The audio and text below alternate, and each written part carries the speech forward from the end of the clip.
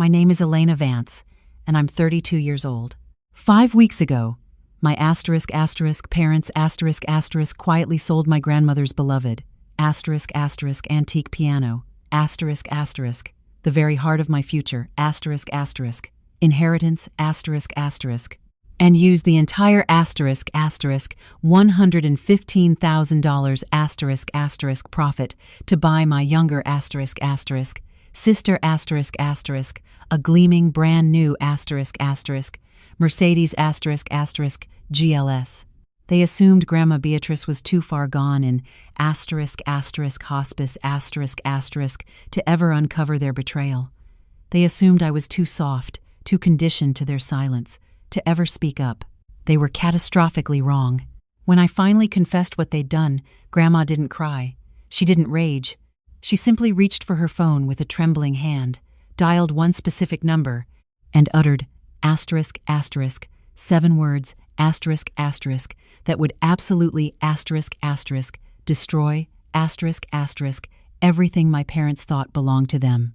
Before I reveal exactly what those words were, and the public humiliation that followed at my mother's 55th birthday, please take a second to like and subscribe, but only if you genuinely love a story where the underdog finally bites back. Drop a comment and let me know what time it is where you are right now. Now, let me take you back to the afternoon. The cracks in our family finally broke open. The call came on a bleak Tuesday afternoon, right as I was packing up my sheet music after my last lesson. "Beatrice has had another episode," my father said. His voice was devoid of panic, sounding more like he was reporting a dip in the stock market than his mother's health. "She's stable for now, but the doctors are moving her to hospice care. We're holding a family meeting at the hospital. Be there in 40 minutes. I dropped everything, leaving my studio in a rush. By the time I sprinted into the waiting room, breathless and anxious, the Vance family unit was already assembled.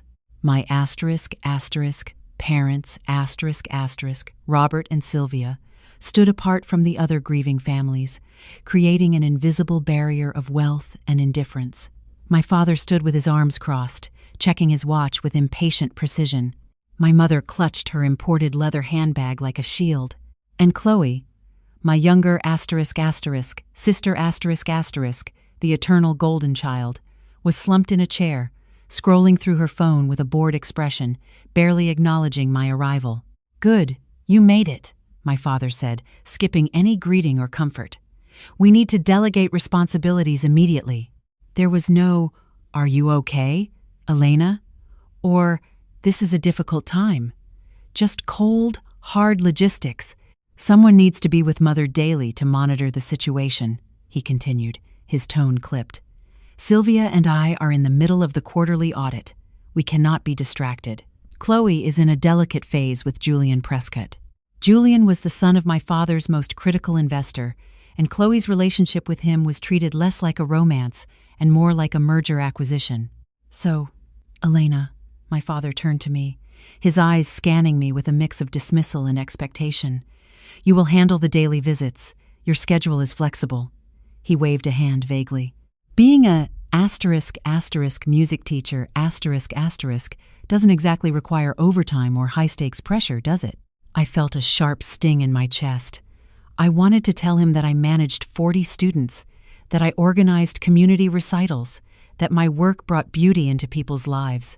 I wanted to scream that my time had value, even if it didn't come with a corner office. But I didn't. I swallowed the lump in my throat.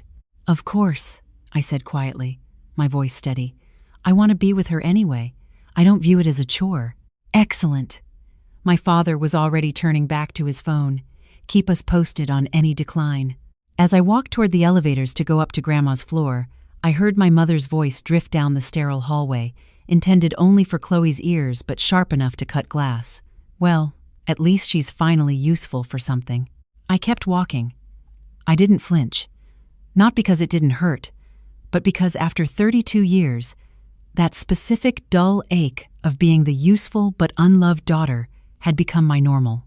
Grandma Beatrice's room was a sanctuary carved out of a sterile hallway. It always smelled faintly of dried lavender and peppermint tea, a stubborn defiance against the hospital's pervasive odor of antiseptic and despair. On my very first visit, she had told me, "If I am to depart this world, Elena, I will do so surrounded by the things that make life sweet, not the things that sanitize it."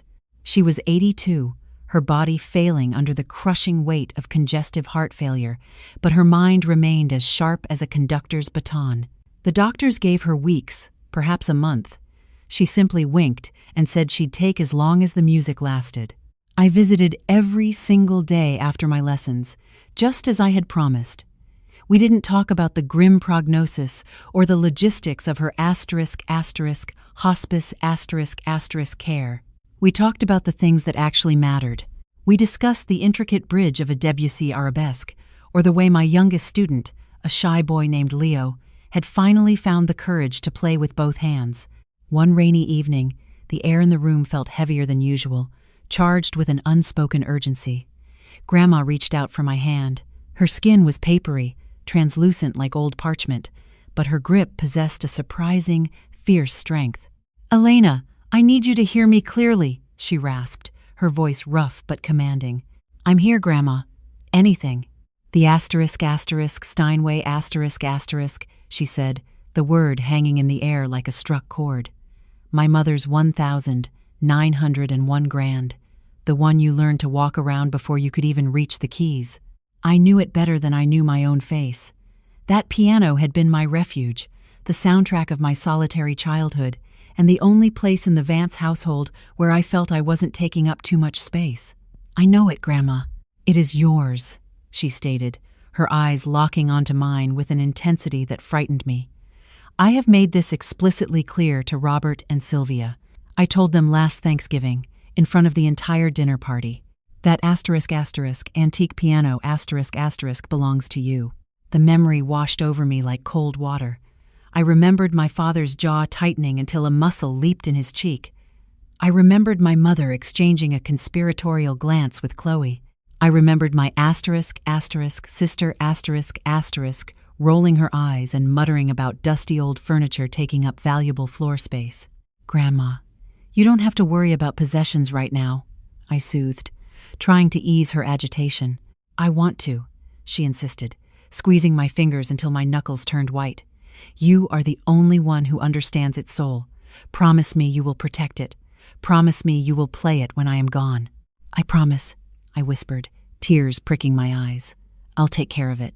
She smiled then, a slow, enigmatic smile that seemed to hold a lifetime of secrets I hadn't yet deciphered. "Good. There are values in this world, child, that cannot be bought. And there are some people who need to learn that lesson through the only language they understand: loss." 2 weeks later, the ground beneath me shifted violently. Grandma had asked me to fetch a specific album of black and white photographs from her house, memories of her conservatory days in Paris that she wanted to see one last time. I still had a spare key, so I drove over on a Thursday afternoon, the sky bruised purple with an impending storm. The house was silent, a tomb of memories. I walked through the foyer, past the formal dining room where we'd endured endless, stiff holiday meals, and turned into the living room. My eyes went instinctively to the corner by the bay window, the sacred space where the Steinway had stood for over 40 years. I stopped dead. My breath caught in my throat. The space was empty. Where the majestic instrument should have been, there was nothing but a stark, rectangular indent in the plush cream carpet. 4 deep depressions marked where the heavy legs had rested, like the footprint of a ghost that had been violently exorcised. The dust motes danced in the light from the window, illuminating absolutely nothing. My hands were shaking so badly, I dropped my keys. I fumbled for my phone and dialed my mother. "Mom?" My voice was thin, cracking under the strain. "Where is Grandma's piano?" There was a pause on the other end. Then my mother's voice came through, casual and dismissive, as if I'd asked about a missing throw pillow. "Your father handled it. It's an adult matter, Elena. You don't need to concern yourself." "Handled it? How? Where is it?" I said, "Don't worry about it, Elena. Click. She hung up on me. I stood in that hollow living room for what felt like an eternity, staring at the scars in the carpet. Outside, the rain began to lash against the glass. I drove straight to my parents' house, my knuckles white on the steering wheel. My father answered the door holding a tumbler of scotch, looking irritated at the interruption to his evening.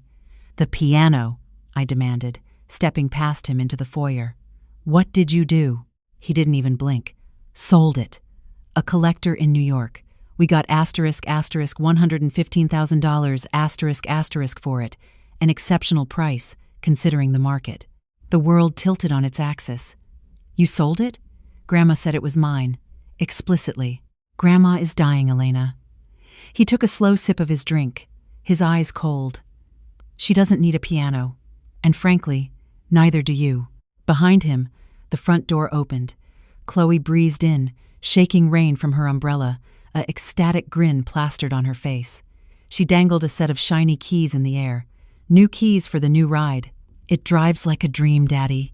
"You bought her a car?" My voice was flat, dead. "With the piano money?"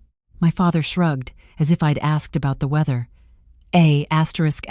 Mercedes GLS.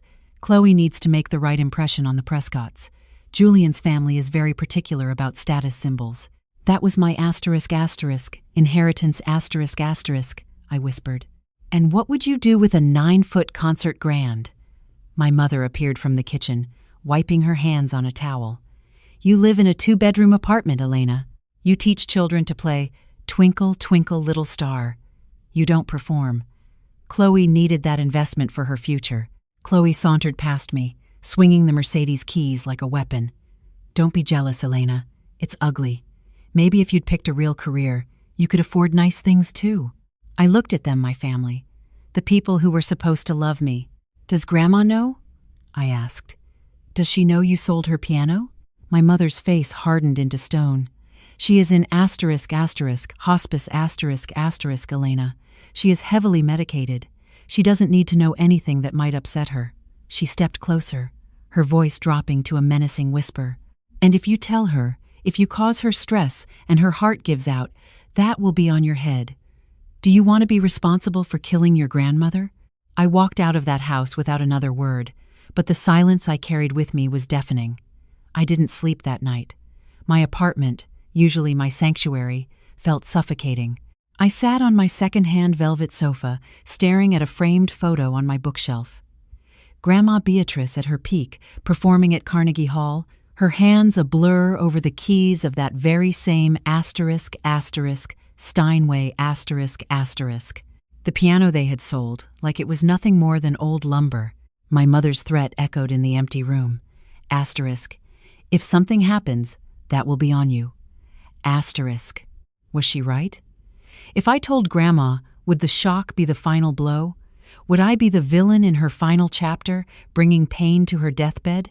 I paced the floor, my mind a tangled mess of guilt and rage. But then, a memory surfaced. I was 12 years old, crying in Grandma's garden because I'd lied about breaking a vase to avoid my father's temper. Grandma had wiped my face with her handkerchief and said, "Truth can wound, Elena. It can sting like a bee. But lies? Lies are a poison that rots the root.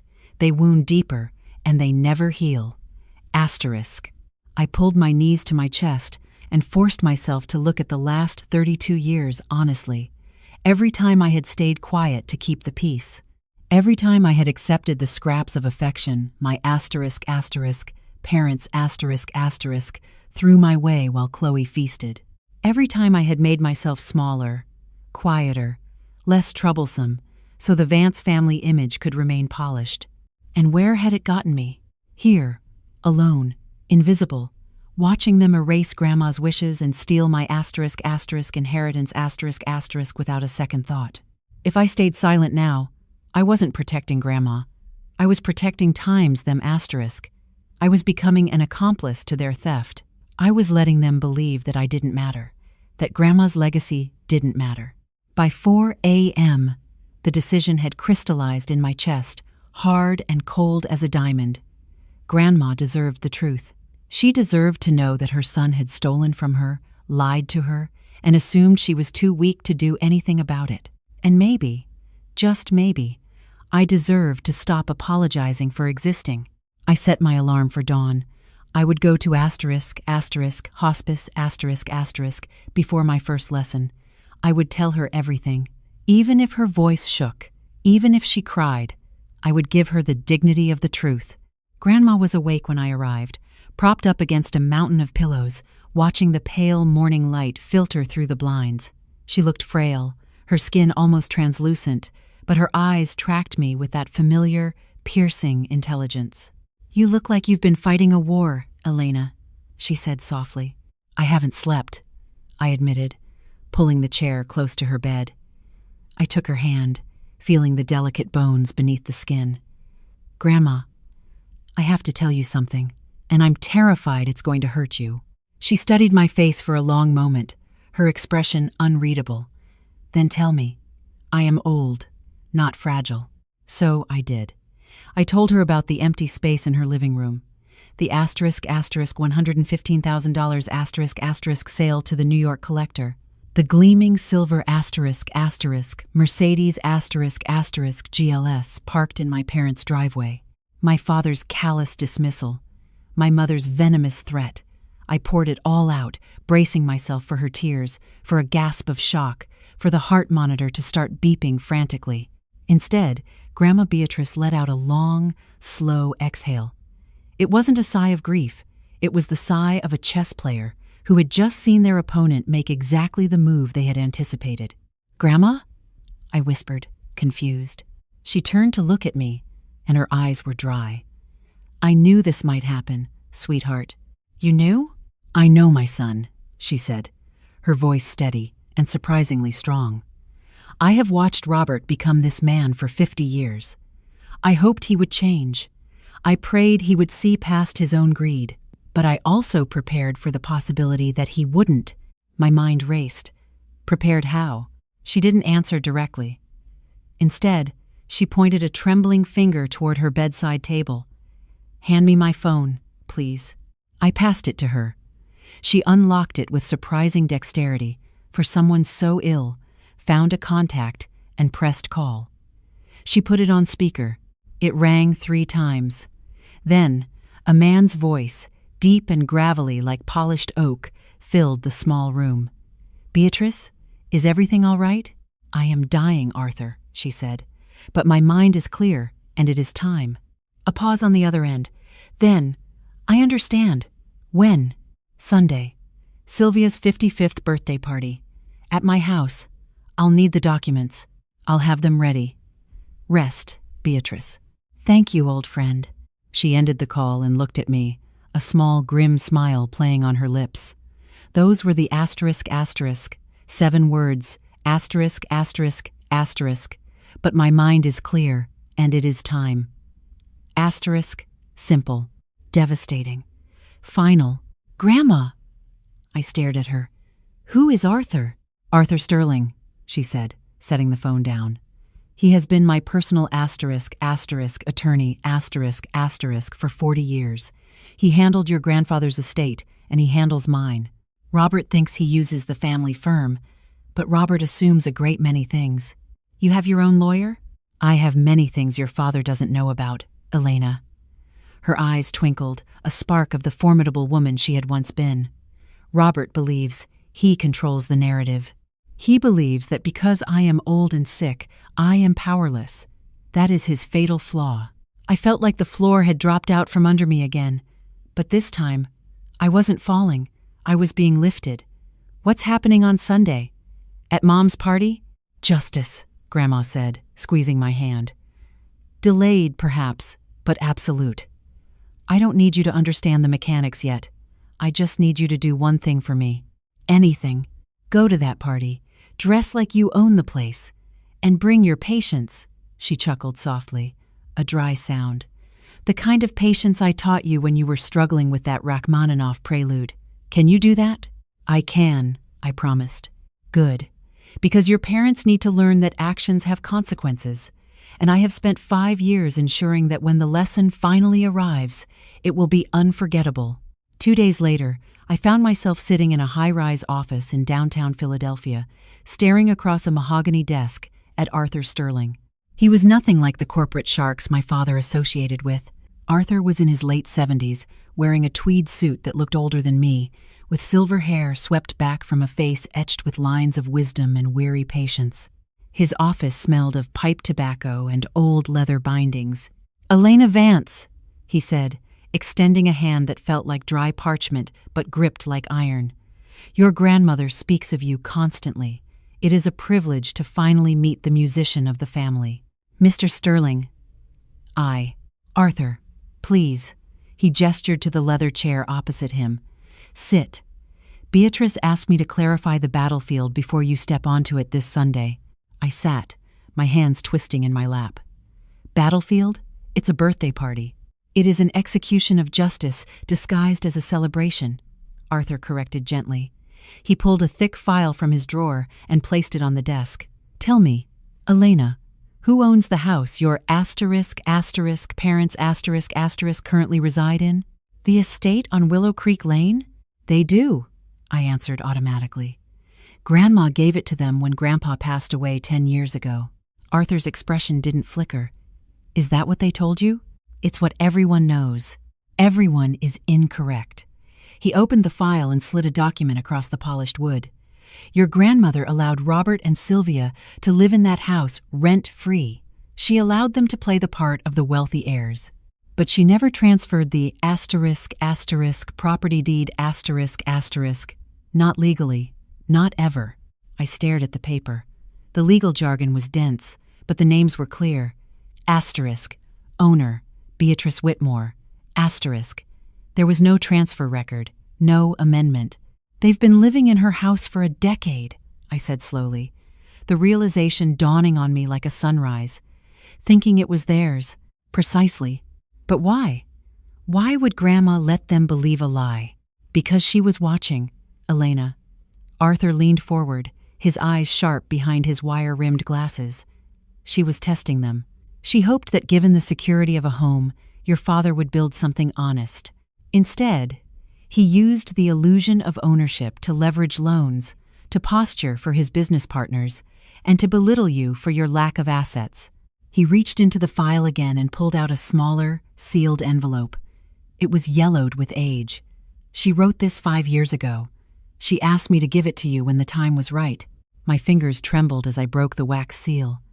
Inside was a single sheet of stationery covered in Grandma's elegant, looping script. "For Elena, when you need to understand, The house never left my hands, sweetheart. It was only borrowed. And some borrowers forget that privileges can be revoked.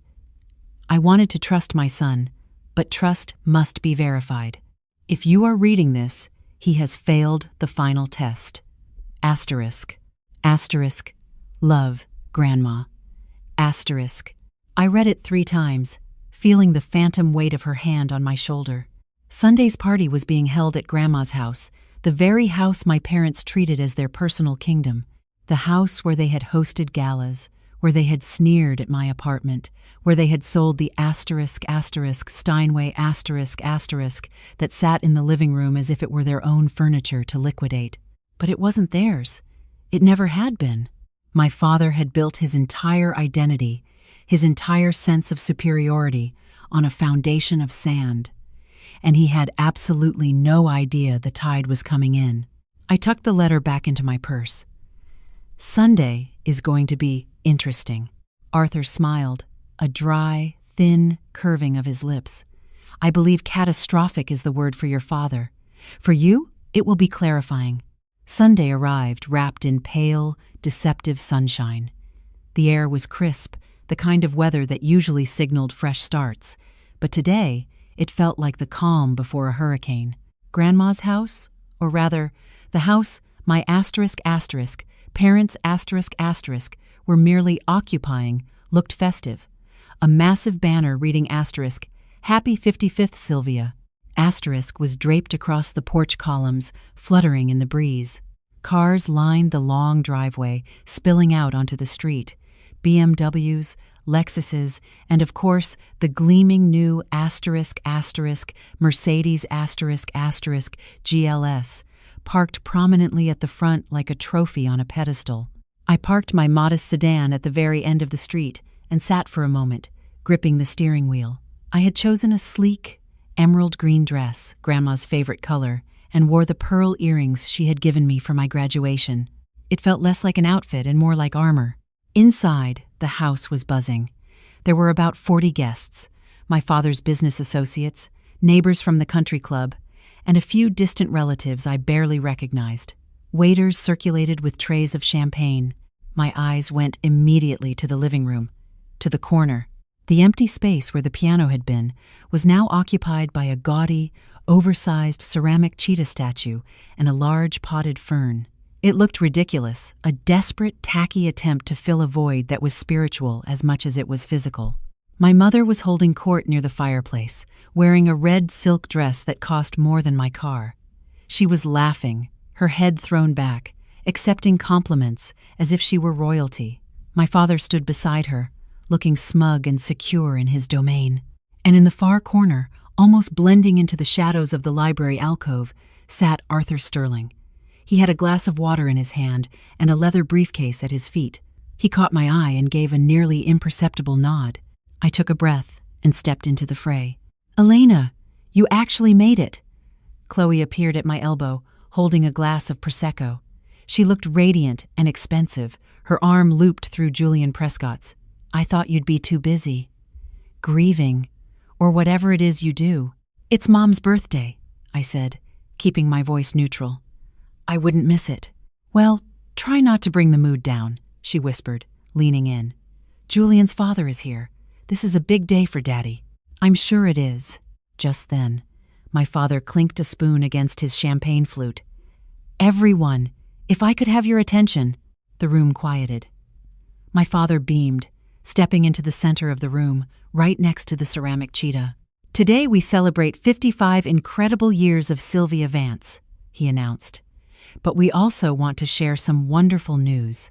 As many of you know, our daughter Chloe has been building a life with Julian Prescott."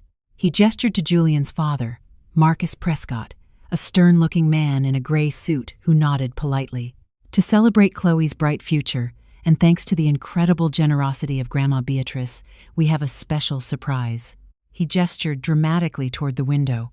"A brand new Mercedes GLS, a gift made possible by liquidating some underutilized family assets." "Underutilized," I murmured, feeling the bile rise in my throat. Grandma Beatrice wanted to invest in the future. My father lied smoothly, raising his glass. "To Chloe, and to family legacies. To Chloe," the room chorused. Chloe squealed and hugged my father, flashing a winning smile at the room. A woman next to me whispered to her husband, "I thought Beatrice's piano was going to the other one? The music teacher?" "Guess she changed her mind," the husband shrugged. I felt a hand on my arm. It was Aunt Clara, Grandma's younger sister. She looked pale, her lips pressed into a thin line. "Elena," she hissed, "did Beatrice really agree to this? Selling the Steinway?" Before I could answer, Chloe spotted me. "Elena, come take a picture by the car. Don't look so sour. I'm sure Grandma left you her old sheet music collection. That's worth something, right?" A ripple of laughter went through the crowd. My cheeks burned. And then, behind me, the distinct times, click-clack times of a briefcase latch snapping open cut through the noise. The laughter died down as guests began to shuffle toward the front door to admire the car, but Aunt Clara didn't move. She stepped directly into my father's path, her small frame vibrating with indignation. "Robert," she said, her voice trembling but loud enough to carry. "I have a question." My father's smile faltered, just for a second.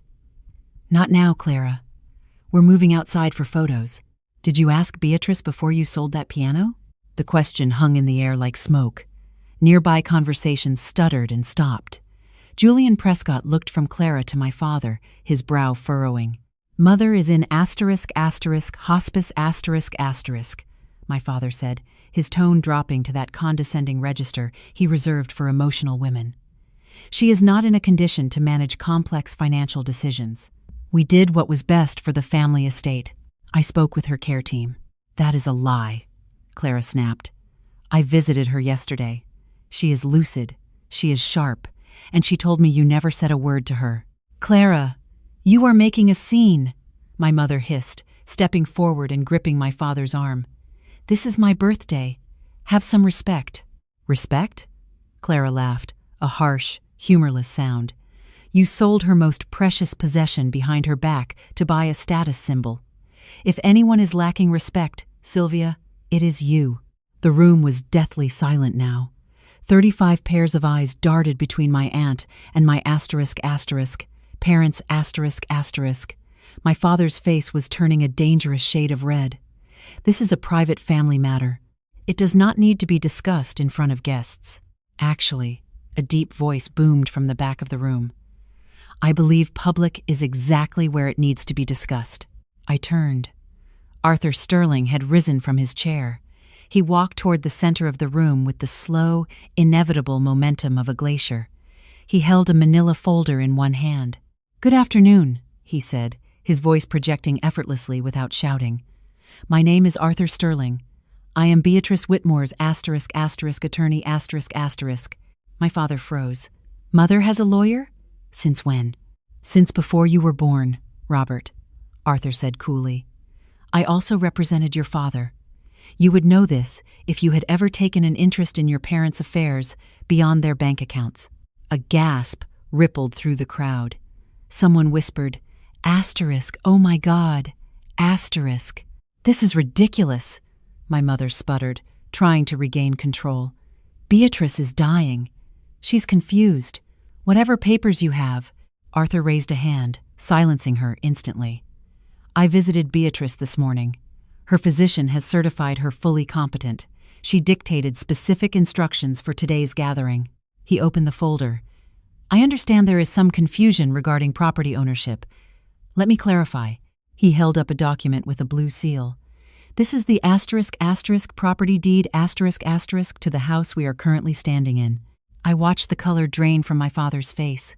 He looked at the paper as if it were a loaded gun. Notice the name, Arthur continued. Beatrice Whitmore, not Robert Vance, not Sylvia Vance. He paused, letting the silence stretch until it was painful. This house has never been transferred. It was never gifted. You have been living here for 10 years as guests, nothing more. The room erupted in whispers. Marcus Prescott took a deliberate step away from my father. Chloe looked at her dad, panic rising in her eyes. Daddy? What is he talking about? Arthur wasn't finished. And that, he said, turning a page, is merely the prologue. This is impossible, my father stammered, his voice cracking. Mother said the house was ours. She promised you could live times here, Arthur corrected, placing the property deed on the coffee table for all to see. She never promised ownership. There is a significant legal distinction, Mr. Vance.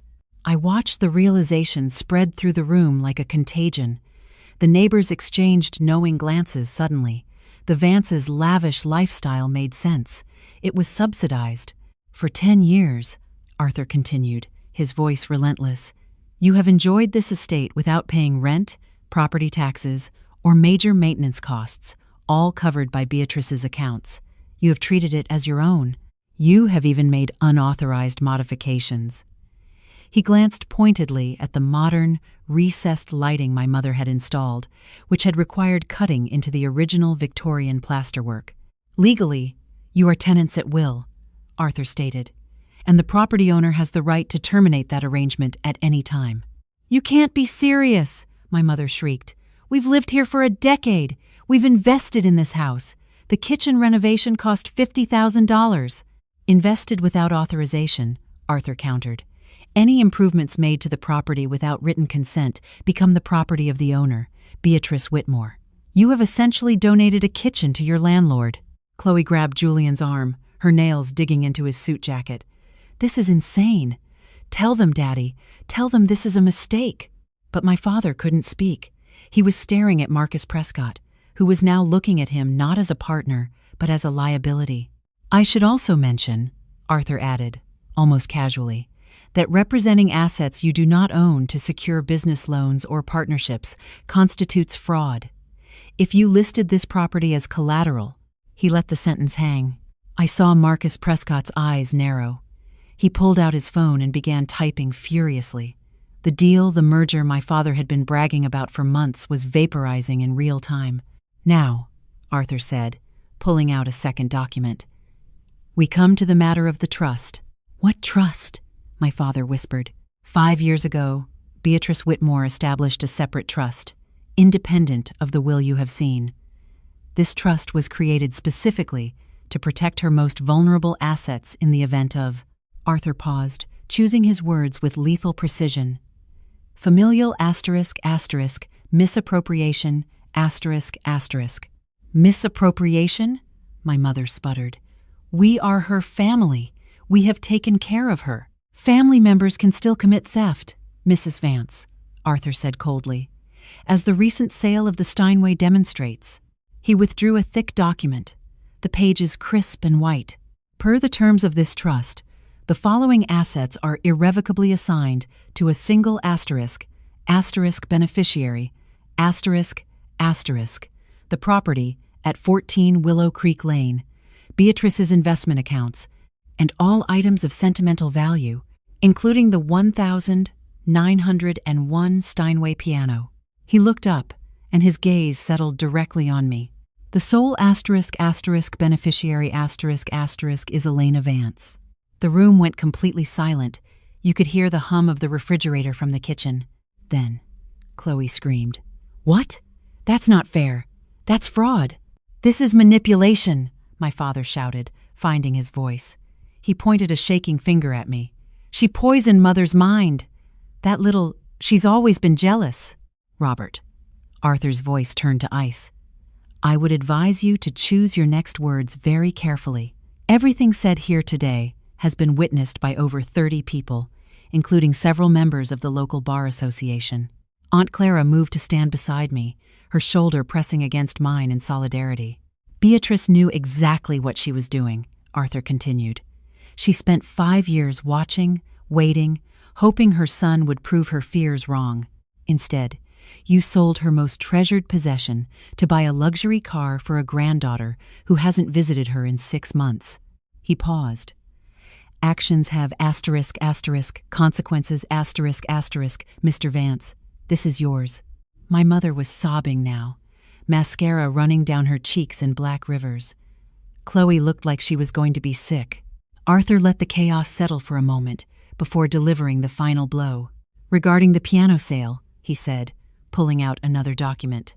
Since the Steinway was part of the *** trust fund ***, and Elena is the designated beneficiary, the sale conducted without the trustee's consent constitutes unauthorized disposal of trust assets. What does that mean? Chloe whimpered.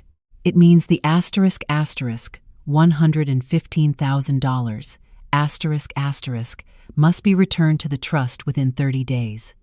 Arthur's gaze swept across my parents and sister. Failure to comply will result in civil litigation for misappropriation of trust property.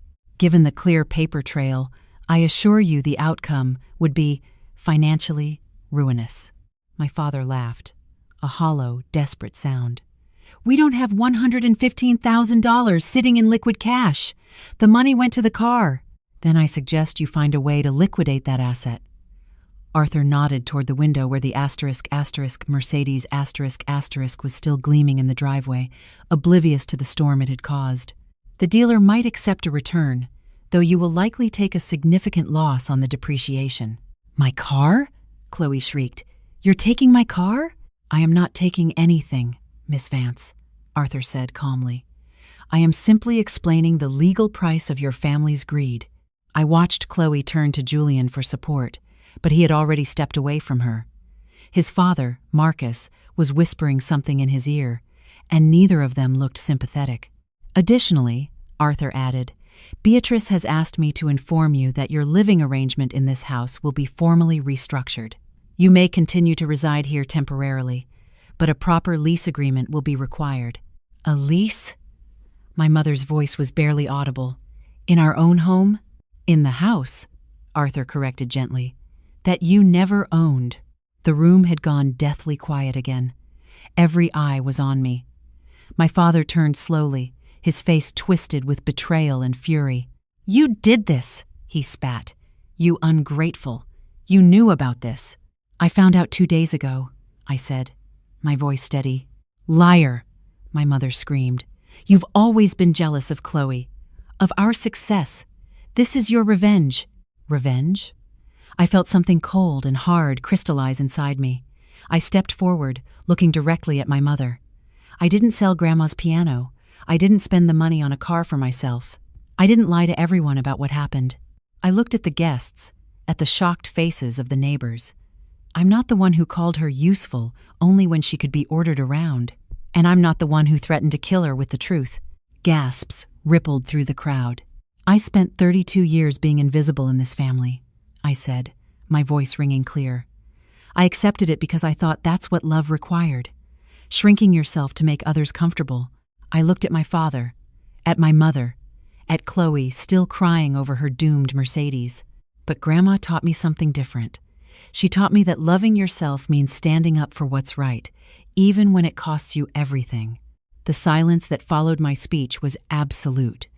It wasn't the silence of awkwardness. It was the silence of a hierarchy collapsing in real time. Slowly, the crowd began to disperse. People muttered hasty goodbyes, avoiding my parents' eyes as if their misfortune were contagious. Marcus Prescott didn't even say goodbye. He simply tapped Julian on the shoulder, and they walked out the front door without a backward glance. Chloe watched them go, her mouth open in silent shock. When only Arthur, Aunt Clara, and the shattered remnants of the Vance family remained, Arthur pulled me aside. "Elena, we need to discuss the immediate steps regarding the eviction process." He spoke quietly, but in the echoing room, everyone heard him. "Legally, you have the right to demand they vacate within 30 days. Given their conduct, no judge would deny it." I looked at them. My father was slumped in a wingback chair, his face gray. My mother was standing by the window, staring at the driveway where the guests were fleeing. They looked small, broken. Part of me, the part that remembered every forgotten birthday, every snide comment about my useless career, every moment of favoritism shown to Chloe, wanted to crush them. I wanted to see them packing boxes in the rain. But then I looked at the empty corner where the Steinway used to be. Grandma hadn't done this to be cruel. She had done it to teach. And if I acted out of pure vengeance, I would be no better than them. "I don't want to throw them out on the street," I said slowly. "Not today." Arthur raised an eyebrow. "Are you certain? They would not show you the same mercy." "I know." I took a deep breath. "But I am not them." I turned to face my parents. "Here is the deal. The $115,000 gets returned to the trust within 90 days, not 30. That gives you time to sell the car and liquidate other assets without a fire sale." My father looked up, hope flickering in his dull eyes. "You can stay in the house," I continued, "with a formal lease agreement. You will pay rent market rate, minus 20%. But you will pay.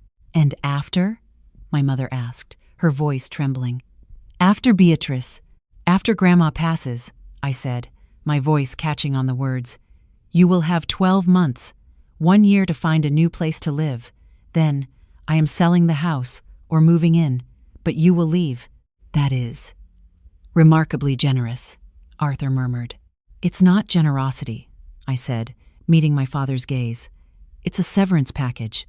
I'm severing the dynamic where you take and I give. From now on, everything is on paper. Everything is legal. And everything is fair." My father opened his mouth, perhaps to argue, perhaps to apologize, but he closed it again. He nodded once, a jerky, defeated motion. My mother didn't look at me. She was watching Chloe, who was sitting on the floor, weeping softly into her hands. "Do we have an agreement?" Arthur asked, pen poised over his legal pad. "Yes," my father whispered. By the time the last signature was dry on Arthur's makeshift agreement, the sun had begun to set, casting long, bruised shadows across the lawn. The house felt cavernous, stripped of the false cheer of the party. The happy 55th banner sagged on the porch, a sad relic of a celebration that had imploded. I walked Aunt Clara to her car. She pulled me into a fierce hug that smelled of rosewater and rain. "You did good, kid," she whispered. "Beatrice would be so proud. She times is times proud." "I hope so," I said, my throat tight. As Clara drove away, my phone buzzed in my clutch. It was a video call request from Grandma's **** hospice *** nurse. I answered it immediately, finding a quiet spot in the garden, away from the house. Grandma's face filled the screen. She looked incredibly tired, her eyes sunken, but there was a peace about her that hadn't been there before. "It is done?" she asked, her voice barely a thread of sound. "It's done, Grandma." "And Arthur?" "He was thorough." A ghost of a smile touched her lips. "He always is." She paused, studying my face through the pixels. "You didn't evict them immediately, did you?" "No," I admitted. "I gave them a year, and 90 days for the money." "Good," she sighed, closing her eyes. "Mercy is a strength, Elena, not a weakness. I knew you would choose it. That is why you were the only choice for the *** inheritance ***. Thank you, Grandma, for protecting me." "I should have done it sooner," she whispered, "but I am glad I lived to see you stand tall." The weeks that followed were a blur of dismantling and rebuilding. The story of the birthday massacre spread through our social circles like wildfire. My father's reputation took a nosedive. The Prescott deal was dead, and other partners quietly distanced themselves from a man who would defraud his own dying mother. Chloe returned the *** Mercedes ***. The dealership took it back but charged a hefty restocking fee and depreciation, eating into the refund. My parents had to sell their vacation timeshare to make up the difference to repay the trust. Chloe, stripped of her status symbol and her wealthy boyfriend Julian, had indeed broken up with her via text 3 days later, seemed to shrink. She stopped posting on social media. She started taking the bus. And then, 3 weeks after the party, Grandma Beatrice slipped away in her sleep. The funeral was small, dignified, and filled with music. I played the chapel's upright piano, a simple Chopin nocturne that she loved. My ***, parents ***, sat in the back row, looking like strangers at their own mother's funeral. They didn't speak to me. They didn't speak to anyone. But I wasn't alone. I was surrounded by my students, by Aunt Clara, by Arthur Sterling, and by the memory of a woman who had loved me enough to burn down her own house to save me. 6 months have passed since that day. I'm writing this from the sunroom of the house on Willow Creek Lane. My ***, parents *** moved out 2 months early. They said the house had too many ghosts, but I think they just couldn't bear the daily reminder of what they had lost. They bought a small condo downtown. We don't talk much, but the silence between us is no longer heavy with secrets. It's just quiet. Chloe is working as a receptionist at a dental office. I saw her at the bus stop the other day. She looked tired, but she also looked real. No filters, no designer bags, just a young woman figuring out how to stand on her own 2 feet for the first time. Maybe, in the long run, losing that car was the best thing that ever happened to her. As for me, I used a portion of the returned $115,000 to buy a new piano. It's not a 1,901 Steinway. Those are irreplaceable. It's a beautiful, satin black Yamaha Grand. It sits in the corner by the bay window, reclaiming the space where the ceramic cheetah once stood. I play it every evening. I play for myself. I play for the students who fill this house with laughter and wrong notes on Saturday mornings. And sometimes, when the light hits the keys just right, I play for Grandma. I don't have the original piano. I don't have the family I thought I wanted. But I have something better. I have freedom I have a home built on truth. And I have the knowledge that I am strong enough to protect it. That's my story. It's not a fairy tale, but it's mine. If you've ever felt invisible in your own family, or if you've ever had to fight for your own worth, I want you to know you are not alone, and you are stronger than they think. Thank you for listening. If this story resonated with you, please hit that like button. It really helps the channel. And subscribe for more stories about justice, karma, and finding your voice. See you in the next one.